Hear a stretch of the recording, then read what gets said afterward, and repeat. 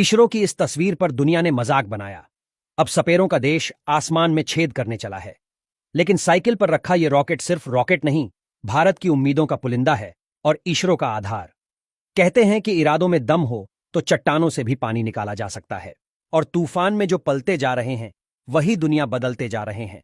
एक के बाद एक इसरो का इतिहास रचते हुए अंतरिक्ष की दुनिया में कदम बढ़ाना हर भारतीय को गर्व के रंग से सराबोर कर देता है।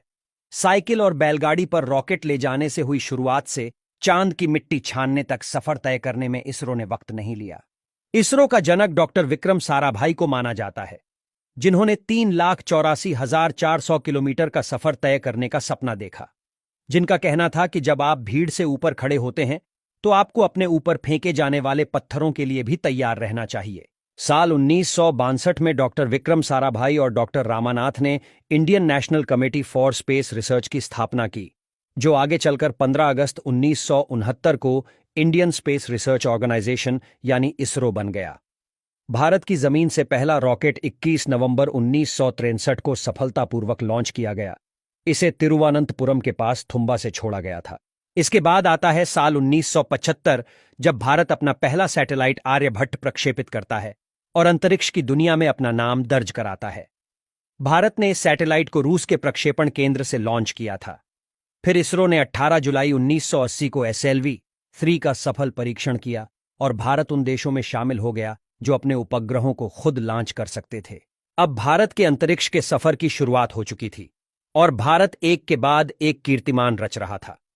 साल 2017 में पूरी दुनिया ने भारत की अंतरिक्ष ताकत को तब सलाम किया जब इसरो ने श्रीहरिकोटा स्थित सतीश धवन स्पेस सेंटर के पहले लॉन्च पैड से अंतरिक्ष में 104 सैटेलाइट्स छोड़े।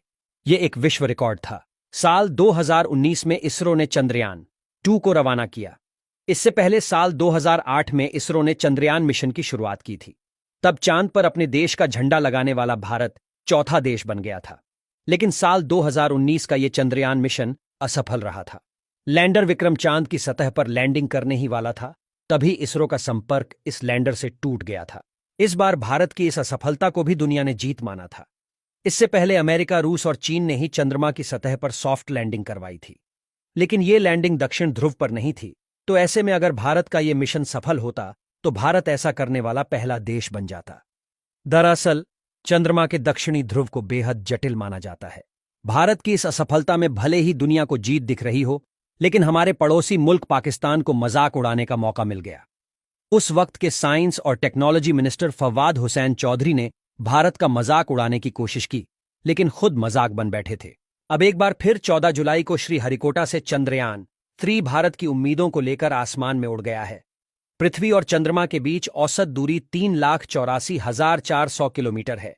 माना जा रहा है चंद्रयान-3 की चांद की सतह पर लैंडिंग 23 अगस्त तक होगी।